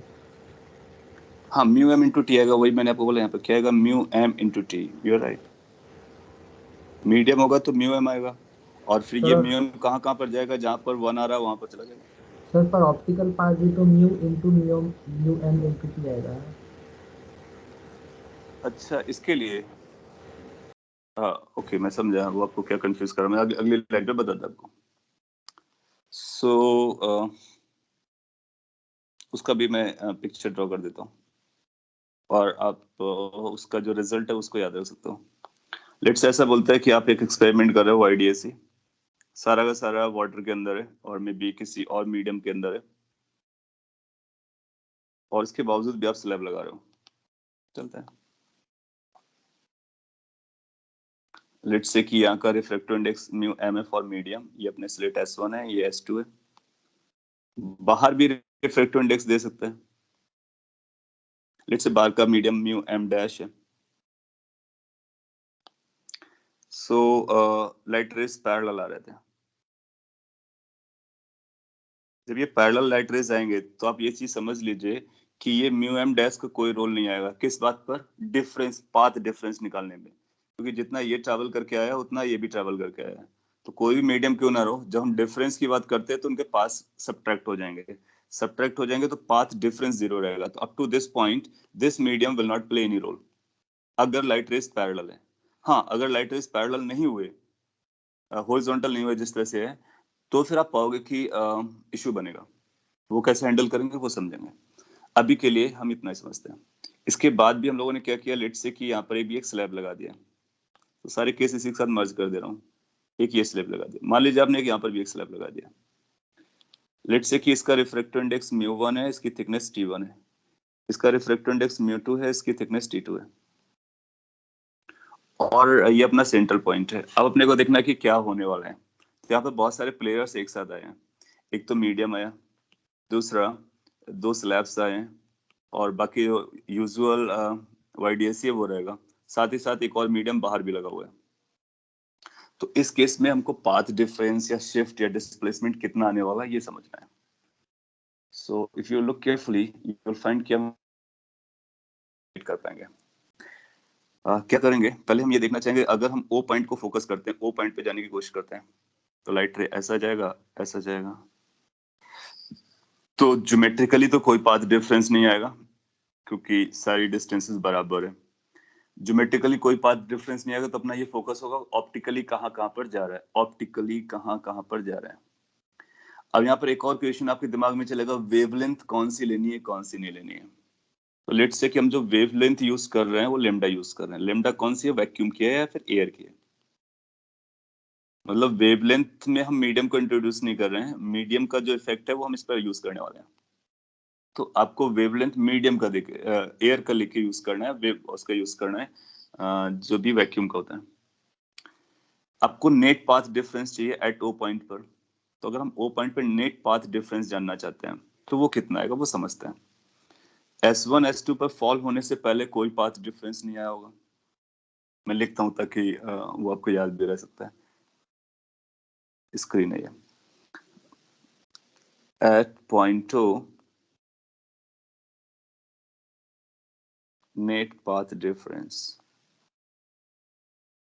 this is what we are trying to work, कि O पॉइंट पर नेट पाथ डिफरेंस कितना आने वाला है। ज्योमेट्रिकली जीरो जाने वाला है।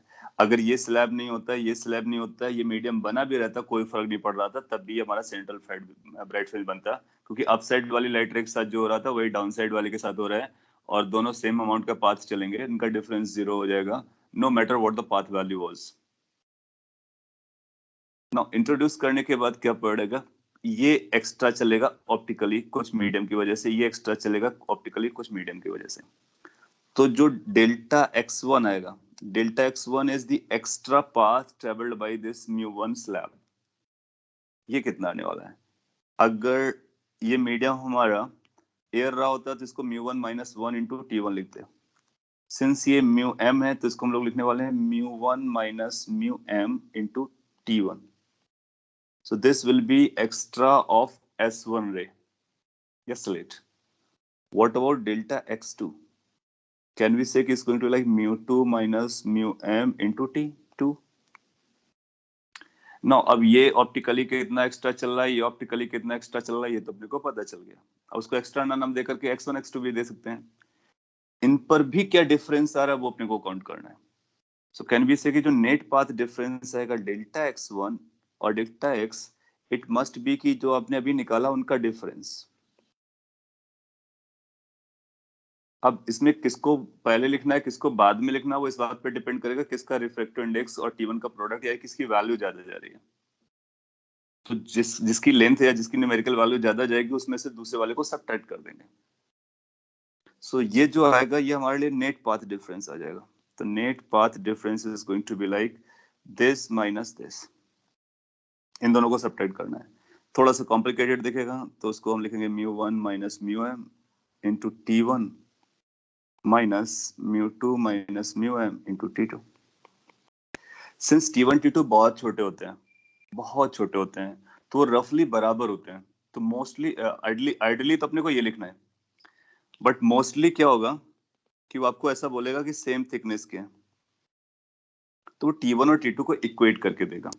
अगर T1 T2 बराबर, इसलिए इफ लगाया, अगर ऐसा है तो डेल्टा x क्या हो जाएगा, ये T बनेगा, ये T बनेगा। तो इनको हम बोलेंगे T1 is equal to T2 is equal to T। Then you will find कि ये mu m कैंसिल आउट हो जाएगा। सो अपने पास बचेगा mu1 minus mu2 into T। तो ये आपका टोटल पाथ डिफरेंस आया उस कंडीशन में अगर दोनों की थिकनेस सेम रहती है, जो कि मोस्टली रहेगी। अगर नहीं रहता है तो आपको इसको यूज करना है। तो इससे शिफ्ट कितना आएगा, शिफ्ट ऑफ CBF या पैटर्न, कैन वी से अगर इसको हम y से लिखते हैं तो y की वैल्यू या y0 से लिखते हैं। So this value is going to be by the same logic कि डेल्टा x को हम लोग क्या लिख सकते हैं, डेल्टा x को लिख सकते हैं this must be equal to y into d by small d by capital D। So this will turn up as mu1 minus mu2 into T into D divided by small d। तो ये भी formula हो गया उस complicated के लिए जिसमें कई सारे मीडियम एग्जिस्ट करते हुए दिखाए जाए आपको, और उनके अलग अलग रिफ्रैक्टिव इंडिसेस हो, स्लैब्स हो, उनको काउंट कर सकते हैं। सिर्फ आपके लिए बताना है, बता सकते हो, मैं इसको एक्सप्लेन करूं, और अगर आपको समझ में आ गया job is done. mu m का अभी भी रोल फाइनली में देखो mu m का भी रोल नहीं आया, लेकिन mu m का रोल तब नहीं आ रहा है जब उनकी थिकनेस बराबर है। अगर थिकनेस अलग अलग है तो mu m का रोल आएगा। mu डैश का कोई रोल क्यों नहीं आया, क्योंकि उससे पहले उनके पाथ डिफरेंसेस 0 थे। सर वो ऑप्टिकल पाथ वाला एक बार बता देना, इसका ऑप्टिकल पाथ क्या होगा? Which one? इसका ऑप्टिकल पाथ मतलब, क्योंकि मैंने बोला था कि वो mu into mu m into T आना चाहिए, मतलब आपने mu इंटू T लिखा, मैंने समझा। ओके, प्रोबेबली अब मेरे को पता चला आप क्या कहना चाह रहे हो। आप ऐसा कहना चाह रहे हो कि हमको ऐसा लिखना चाहिए जैसे इसी की कैलकुलेशन जो मैंने क्विक की है, तो व्हाट आई डिड इज कि mu1 T1 लिखा है और mu m T1 लिखा हुआ है। यू वांटेड टू से कि इस वाले टर्म में करेक्शन करना है और इसको mu1 mu m T1 लिखें। Is that you are asking? हाँ सर। हाँ, समझा, चलता है, बता दें। देखो क्या होगा ना कि ये मीडियम जो है, जो भी इसका रिफ्रैक्टिव इंडेक्स है, लाइट इससे पास करेगी। ये किस मीडियम के अंदर है वो उस समय मैटर नहीं करेगा जब लाइट इसके अंदर होगी। जैसे कि वाटर में अगर आप ग्लास रखो, वाटर के इनसाइड में ग्लास का स्लैब रखो, तो जब लाइट वाटर में चल रही होगी तो वाटर का रिफ्रैक्टिव इंडेक्स लेगी, जब ग्लास पे चल रही होगी तो उसमें ग्लास का रिफ्रैक्टिव इंडेक्स लेगी। जब आप ग्लास पे चल रही होगी तो वाटर और ग्लास का कंबाइंड रिफ्रैक्टिव इंडेक्स नहीं लेगी। ग्लास पे कितना चलेगी तो ग्लास की जो थिकनेस होगी ग्लास का रिफ्रैक्टिव इंडेक्स आएगा। वाटर पे जब चल रहा होगा तो वाटर की कितनी थिकनेस है और वाटर का रिफ्रैक्टिव इंडेक्स है वो आएगा। तो जब हम इसको लिख रहे हैं, ये कब लिख रहे हैं? जब ग्लास पे या स्लैब पे चल रहा है। तो स्लैब का मीडियम, स्लैब की थिकनेस, ये कब का लिखा हुआ है? ये इनिशियली लिखा हुआ है। इनिशियली क्या था? Initially medium, initially thickness. तो जो T1 है वो ज्योमेट्रिकल है, μ1 μ2 लगाने से वो ऑप्टिकल हो रही है। अब शायद इस बात से कंफ्यूज हो गया, जिसको मैंने पहले भी बोला था कि यहाँ पर ज्योमेट्रिकल का मतलब क्या है? ज्योमेट्रिकल का मतलब है ऑप्टिकल इन एयर। तो अगर आपको ज्योमेट्रिकल कम जमता है तो आप इसको ऐसे भी लिख सकते हो, optical in air. Optical path in air. And you know कि एयर का रिफ्रैक्टिव इंडेक्स कितना होता है? 1। तो 1 × T लिखेंगे। एयर मीन्स जो पहले था, स्लैब रखने से पहले कौन सा मीडियम था। अब हमने वही चीज यहाँ पे की, स्लैब रखने से पहले कौन सा मीडियम था? μm। तो उस पर कितना चल रहा होगा? μm T1। स्लैब रखने के बाद कितना चल रहा है? μ1 T1। डिफरेंस कितना है? That is what it is. Similarly इसको कर सकते हो, सिमिलरली आगे बढ़ सकते हो। तो किसी भी मीडियम के ऊपर एक दूसरा मीडियम लगा, to consider only that medium in which it is passing. Okay, got it. Good. So this is how you can find out कि कितना एग्जैक्टली जाने वाला है। तो एग्जाम में क्या करेगा? ऐसे बहुत सारे कॉम्प्लिकेशन करेगा। किसी में स्लैब रखेगा, दोनों में रख सकता है, आगे चल करके एक बाहर भी स्लैब रख सकता है, एक अंदर भी स्लैब रख सकता है। How does it matter? ना अगर सपोज कर लीजिए यहाँ पर भी स्लैब रखते हैं, आप स्लैब बाहर रखो या अंदर रखो कोई फर्क नहीं पड़ता, अपने को तो पाथ डिफरेंस लगेगा ना। तो अगर हमने यहाँ पे भी लगाया होता तो हम देखते कि ये एक्स्ट्रा कितना चला, फिर ये एक्स्ट्रा कितना चला, दोनों एक्स्ट्रा है तो दोनों को ऐड कर देते हैं। और इस पर भी लगाओगे तो इनके दोनों के एक्स्ट्रा ऐड कर देते हैं, फिर इन दोनों के एक्स्ट्रास को आपस में सब्ट्रैक्ट कर देते हैं। दैट्स व्हाट वी डिड कि डेल्टा x1 निकाला, फर्स्ट के लिए एक्स्ट्रा, सेकंड के लिए एक्स्ट्रा निकाला, फिर एक्स्ट्रा में कितना डिफरेंस आ रहा है वो डिफरेंस निकाला। उस डिफरेंस को फिर हमने कंपेयर कर लिया, डेल्टा x निकाला, डेल्टा x को कैसे रिलेट कर लिया? y/d से। ये जो हम डेल्टा x को y small dy capital D लिखते हैं, ये y/dsc का सिंप्लीफाइड वर्जन है। और फिर उसको यूज करके अपना रिजल्ट बना लेंगे। तो आप एक स्लैब लगाओ, n नंबर ऑफ स्लैब लगाओ, कहाँ पर लगाओ वो आपकी चॉइस है। उनके डिफरेंस निकाल करके हम सॉल्व कर सकते हैं। सर पर बाहर Yes. लगा तो फिर उसका कुछ रोल ही नहीं रहेगा ना टाइप में। बाहर लगाओ चाहे अंदर लगाओ, जहां भी लगाओगे तो उसका रोल आएगा। क्यों नहीं आएगा रोल? पार्ट डिफरेंस तो क्रिएट होगा ना। ये स्लैब अगर आपने यहाँ पे लगाया तो यहाँ से गुजरने वाली सारी लाइट रेस को पहले उस मीडियम से तो गुजरना पड़ेगा ना।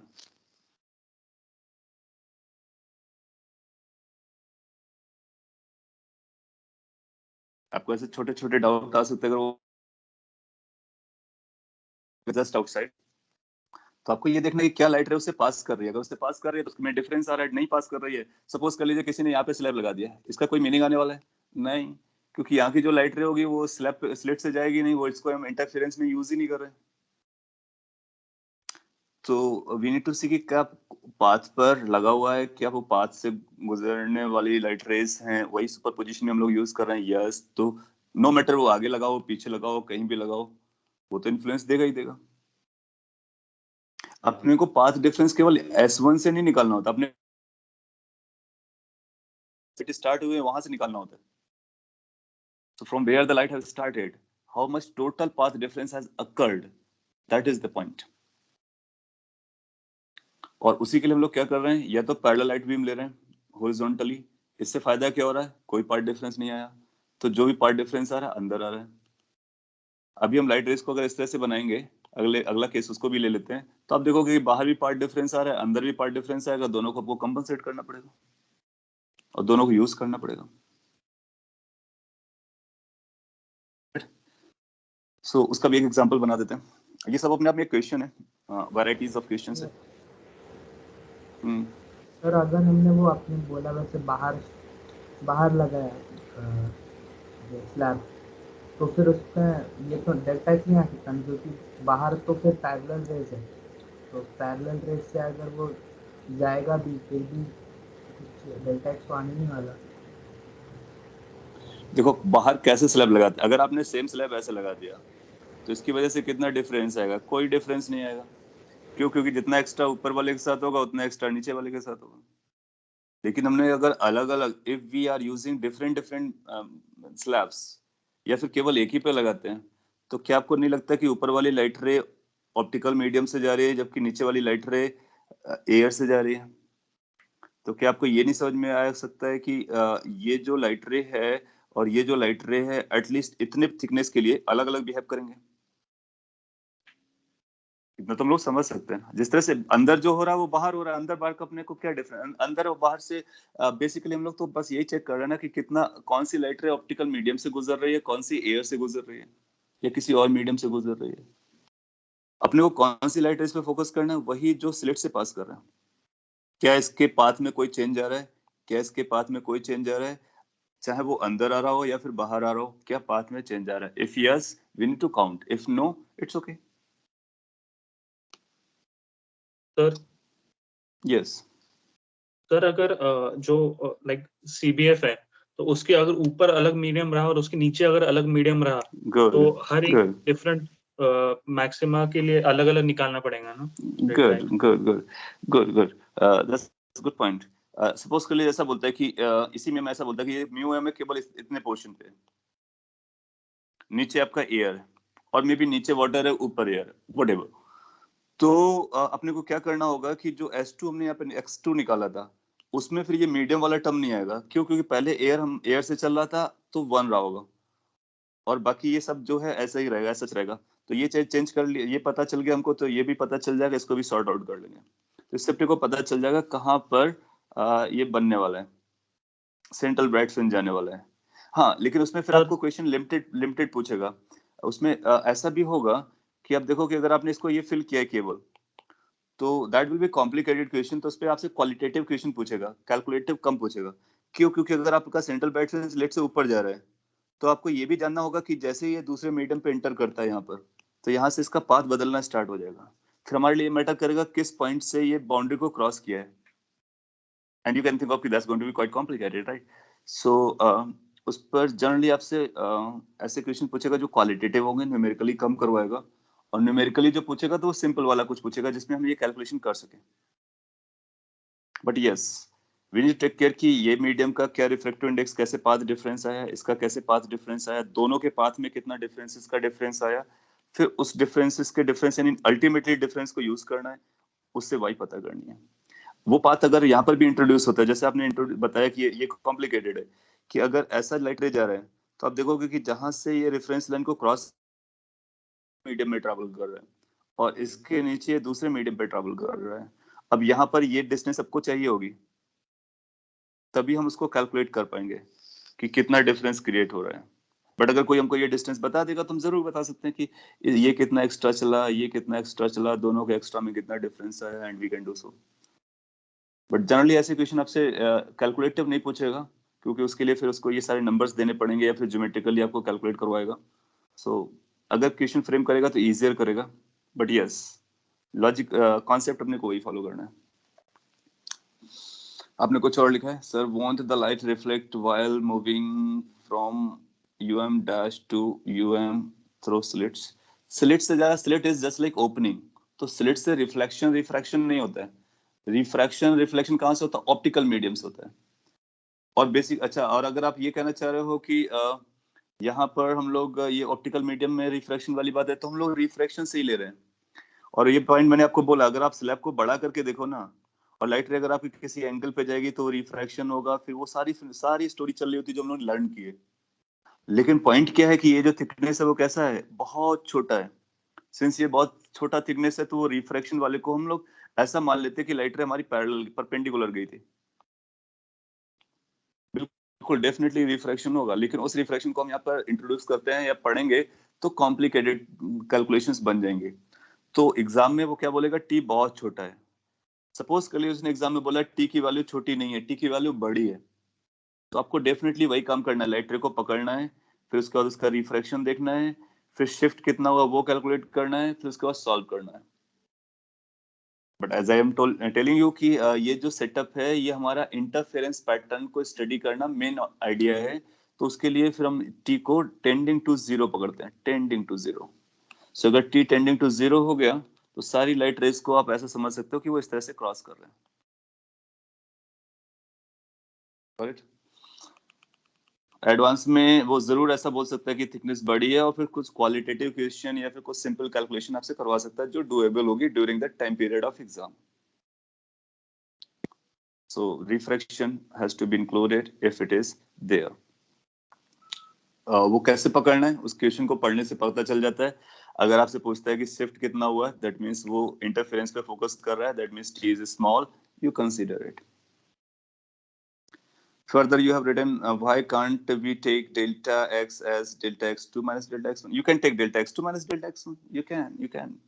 And I told you like it has to be decided based on which value is more.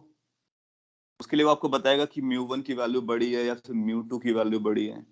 t अगर सेम होगा और mu1 mu2 में रिलेशन पता होगा तो यहाँ से निकाल लेंगे। और अगर आपने ऐसा लिखा है तो उसके हिसाब से आपको यही पता चल जाएगा ऊपर जाना है या फिर नीचे जाना है, वही पता चल जाएगा। Further, you are asking, but if glass slab is introduced, placed outside, the ray will go undeviated, as it will be perpendicular to the glass slab, so there will be no change in shape. No, undeviated वाली बात ही नहीं हो रही है। सारे glass slab में हम लोग perpendicular assume कर रहे हैं। सारे glass slab में perpendicular assume कर रहे हैं। जो बाहर है उसको भी हम लोग perpendicular ही assume कर रहे हैं। तो जो आप उसे mix कर रहे हैं वो गलत हो रहा है। परपेंडिकुलर तो हम हर एक लाइट रे को एज्यूम कर रहे हैं, चाहे वो एंगल पे जाए चाहे ना भी जाए। परपेंडिकुलर ना होने से क्या फर्क पड़ेगा, रिफ्रैक्शन वाले कॉन्सेप्ट्स आएंगे और वो उसका वैल्यू तभी सिग्निफिकेंटली ज्यादा होगा जब टी थिकनेस की वैल्यू ज्यादा होगी। अगर आप थिकनेस को स्मॉल करते हो तो परपेंडिकुलर हो या फिर किसी एंगल पर हो, दोनों में कोई खास फर्क नहीं पड़ता है। अब मेरे को समझ में आप कंफ्यूज क्यों थे कि बाहर और अंदर रखने को लेकर के। आपको शायद दिमाग में ये चल रहा था कि बाहर रखने से वो पैरेलल आ रहा है, परपेंडिकुलर आ रहा है तो पार्ट डिफरेंस नहीं आएगा। मैं फिर से बोलता कि जो थिकनेस है अगर वो छोटा होता है तो अगर हॉरिजॉन्टल आए या फिर किसी एंगल पर जाए, दोनों के लिए हम बराबर ट्रीट करेंगे। तो यहाँ पर अगर हमने पॉइंट यहाँ पर भी चूज किया होता है यहाँ पर, तब भी इसका ये एक्स्ट्रा चलेगा और इसकी लाइट रे ऐसे जाएगी। लेकिन इसमें हम ये भी अभी भी समझेंगे इसका थिकनेस T2 ही गया है। ये एंगल का जो वर्जन है उसको इग्नोर करेंगे। इसलिए भी इग्नोर करते हैं क्योंकि हमको पता होता है ना ये एंगल बहुत छोटा होता है, तो ये ऐसा भी नहीं है बहुत दूर तक जाएगा। थोड़े बहुत एंगल से बेंड होता है, टी भी छोटा है, एंगल भी छोटा है, दोनों छोटे हैं, तो वो चलता है। और इसको मैं अब चाहो तो स्लैब वाला इधर कहीं बना है, यहाँ पर मैं हाईलाइट कर देता हूँ कि क्या जंक्शन हमारा चल रहा है, तो आपका ये कंफ्यूजन हमेशा के लिए दूर हो जाएगा। छोटी सी पिक्चर मैं यहाँ पे बना रहा हूँ। ये हमारा स्लैब है, इसको मैग्नीफाई करके दिखाया और इस पर लाइट रे हम ड्रॉ करके आपको दिखा देते हैं। एक लाइट रे हमारे लिए जा रही है, एक लाइट रे हमारे लिए जा रही है, और अगर ये टी थिकनेस है तो हम मान के चलेंगे कि ये इसका जितना एक्स्ट्रा आया, इसका जितना एक्स्ट्रा आया, दोनों बराबर है। दैट मीन्स टी जब छोटा होगा तो दोनों लाइट रेज के लिए हमारा पाथ वही रहेगा, म्यू माइनस 1 इंटू टी। सो इसके लिए भी हम लोग यूज करेंगे mu minus 1 into T approximately, और इसके लिए exactly mu minus 1 into t आएगा। तो जो ये जा रही होगी इसका एग्जैक्ट वैल्यू आएगा mu minus 1 into T extra, और इसके लिए भी हम अप्रोक्सीमेटली यही समझते हैं। Got it? कि किसी भी एंगल पर भी अगर जा रहा होगा तो हम उसको एग्जैक्टली म्यू माइनस 1 जैसा ले लेंगे। ऐसा क्यों? ऐसा इसलिए कि टी की वैल्यू बहुत छोटी है, तो ये भी बहुत छोटा नंबर है, ये भी बहुत छोटा नंबर है। दूसरा, ये जो एंगल बनने वाला है थीटा, ये भी बहुत छोटा है। सो जो इसका प्रोजेक्शन आएगा, इसका बेसिकली आप ऐसा निकालोगे तो इसका कॉस थीटा वर्जन आएगा। और अगर कॉस थीटा वर्जन लेते हो, रफली अगर हम लोग बात करें तो थीटा हमारा ऑलमोस्ट 0 है, तो कॉस 0 1 होता है। Now your confusion must have been resolved. अगर हो गया तो अब आपको पता चलता है बाहर रखो या अंदर रखो, दोनों के लिए सेम इफेक्ट होने वाले हैं, सेम इफेक्ट आने वाले हैं। एक लास्ट पॉइंट मैं फाइनली बता देता हूँ, तो इसके सारे वेरिएशंस हो जाएंगे नेक्स्ट क्लास में। सेटअप में वेरिएशन करेंगे। यस सर, पर थीटा तो कभी टेंडिंग 0 नहीं होगा ना? क्या? आपने बोला theta tending to 0, so cos theta equal to 1 में आ जाता है। और हाँ वो हम लोग ये यूज करें ना, sin theta is equal to tan theta. आपको पता है हम लोगों ने ये कंडीशन यूज की है, sin थीटा tan थीटा बराबर होते हैं और ये थीटा के बराबर होता है। हाँ सर, तो समझा इसका मैं। मतलब थीटा कैसा है, थीटा स्मॉल है। और जब थीटा स्मॉल होता है तो cos थीटा कितना होता है, cos थीटा अप्रोक्सीमेटली 1 होता है। आप ऐसा बोल सकते हो theta 1 minus theta square by 2 होता है, फिर भी थीटा स्मॉल है तो इसको एक और अप्रोक्सीमेट कर दो तो 1 हो जाएगा। जब कभी हम अप्रोक्सीमेशन करते हैं ना तो उसमें थोड़ा सा इंटेलिजेंस लगता है कि कब क्या करना है, और उसका कोई सेट रूल नहीं है। वो डिमांड सिचुएशन अपने ऑब्जेक्टिव पर डिपेंड करता है कि हम कर क्या रहे हैं और हमको करने की क्या जरूरत है। कई बार हम इसको cos थीटा को 1 माइनस थीटा स्क्वायर बाई 2 लेते हैं, जहां पर थीटा को इंट्रोड्यूस करना बहुत जरूरी हो जाता है। जहां पर हमारा थीटा पर फोकस ना होकर के बाकी चीजों पर फोकस होगा तो इसको हम 1 ले सकते हैं। वो इसलिए जस्टिफाई करने के लिए ये, that was for justification, right. Point is कि टी की वैल्यू बहुत छोटी होती है, t is very small, like micrometre. नहीं लाइक जैसे माइक्रोमीटर हो गया या मिलीमीटर हो गया, दैट्स वेरी स्मॉल। तो अगर आप इसको और इसको अलग अलग कैलकुलेट करोगे ना तो जो डिफरेंस आएगा that will B so less कि वो वर्थ है छोड़ देने के लिए। मैंने आपको ये भी बोला, अगर वो डिलिबरेटली बोलता है कि टी हमारा छोटा नहीं है तो फिर आपको यूज करना होगा। और भी प्रॉब्लम क्या है ना, देखो अगर हमको ओ पर देखना होगा तो अलग कैलकुलेशन करनी पड़ेगी, ओ के ऊपर जाएंगे तो अलग कैलकुलेशन करनी पड़ेगी, उसके और ऊपर जाएंगे तो अलग कैलकुलेशन करनी पड़ेगी, हर एक पॉइंट पे हमको अलग कैलकुलेशन करनी पड़ेगी। आप सोचोगे ना कि हर एक पॉइंट के लिए हमको अलग कैलकुलेशन करनी है, तो ह्यूमन से कैलकुलेशन करना फिर मुश्किल होगा, फिर हमको कंप्यूटर्स वगैरह यूज करना पड़ेगा। हाँ, डेफिनेट सी बात है कि हमारे रिजल्ट बेटर होंगे, बट अपने को ये भी देखना है कि whether we can solve this for all the points. Since अपने को बहुत सारी लाइट रेस को पकड़ना है, एक को नहीं पकड़ना है, इसलिए फिर उसको इग्नोर कर देते हैं। इसलिए हम ये मान के चलते हैं टी हमारा छोटा है, उससे हम बेसिक कॉन्सेप्ट समझ जा रहे हैं। And what you are saying that's utterly perfect. चलेगा, इतना एक लास्ट क्वेश्चन मैं जल्दी से पूछ लेता हूँ। मैं कुछ रिजल्ट बनाने वाला था बट अभी क्वेश्चन पूछ लेता हूँ, नेक्स्ट क्लास में उसको फाइनलाइज कर देता हूँ। इसका आंसर आप केयरफुली दीजिए, बहुत छोटा सा क्वेश्चन है। लेट्स से आपके पास YDSC का एक सेटअप है and that is the reference line. ये जो पॉइंट है O है और इस पर लाइट रेज आ रही हैं। कैसे लाइट रेज आ रही हैं वो मैं बताता हूँ। लाइट रेज में भी ऐसा आ रहे हैं, ये भी पैरेलल आ रहे हैं, पैरेलल है। और आने के बाद इस पे पास करते हैं। अपने को ये पता करना है location of CBF। Be careful, location of CBF is और विल बी रफली एट O, मतलब क्वालिटेटिव बोले, न्यूमेरिकल वैल्यू नहीं करनी है, अबव O, बिलो O, और कहीं भी हो सकती है, अपने को नहीं पता। You can answer if you are focused and understood the crux point की इंटरफेरेंस में होता है।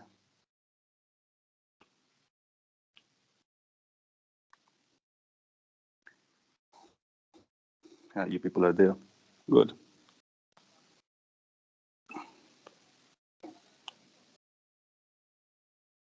Light rays are coming parallel from some source. Parallel का मतलब हुआ कि वो बहुत दूर वाले सोर्स से आ रहे हैं।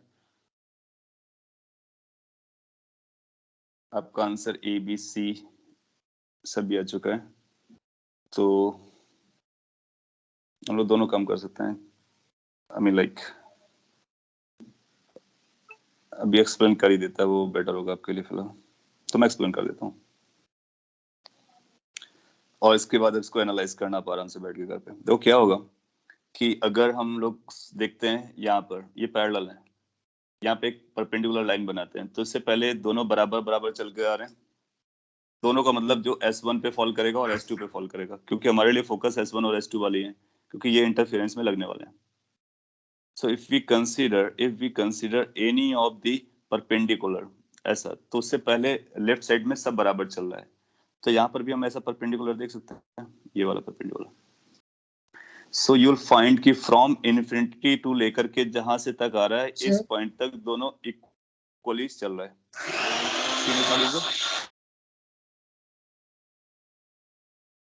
फ्रीज हो गया। Okay okay, give me 1 minute.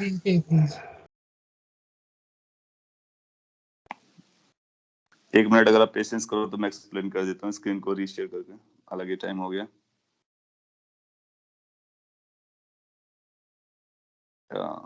अभी स्क्रीन आ गया हो तो मेरे को इंडिकेट करो तो मैं एक्सप्लेन कर देता हूँ, अदरवाइज फिर नेक्स्ट क्लास पे चलेंगे। Are you able to see the screen now?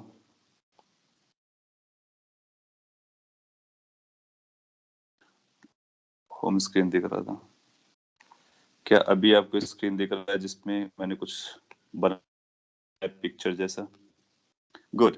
Now see, अगर हम ये रेड कलर का परपेंडिकुलर लेते हैं तो उससे पहले दोनों लाइट रेज इनफाइनाइट, सभी इनफाइनाइट से आए, कोई पाथ डिफरेंस नहीं आएगा।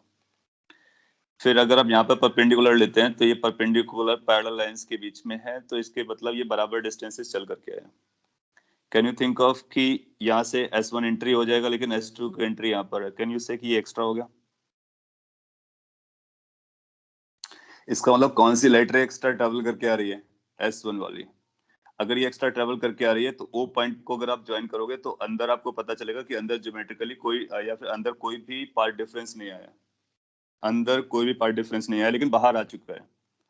सो अगर बाहर आया, आपको 0 पार्ट डिफरेंस करना है तो आपको ऊपर शिफ्ट करना चाहिए, नीचे शिफ्ट करना चाहिए। फिर आप बोलोगे अगर हम ऊपर शिफ्ट करते हैं तो S2 को और भी चलाएंगे, S1 और भी कम हो जाएगा। तो S2 के पास ऑलरेडी एक्स्ट्रा था और एक्स्ट्रा हो जाएगा तो ज्यादा हो जाएगा।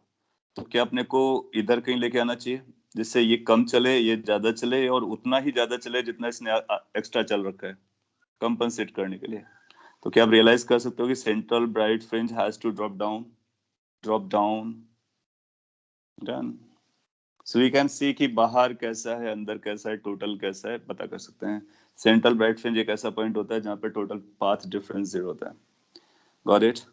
सो हम लोग यहीं पे स्टॉप करते हैं और नेक्स्ट क्लास पे सेटअप में भी वेरिएशन कराएंगे। YDSC जैसे और भी सेटअप हैं, जैसे फ्रेशनेस, बाइप्रिज्म है, लेयर्स मिरर है, या फिर कुछ और भी कहानियां बनाई जाती हैं। आइडिया वही रहता है, 2 लाइट रेज आएंगी, 2 कोहेरेंट सोर्सेज से निकल के आ रही होंगी, पॉइंट पर सुपरपोज कर रहे होंगे, इंटेंसिटी अपने को बताना, डिफरेंस निकालना होता है। The same story keeps on repeating.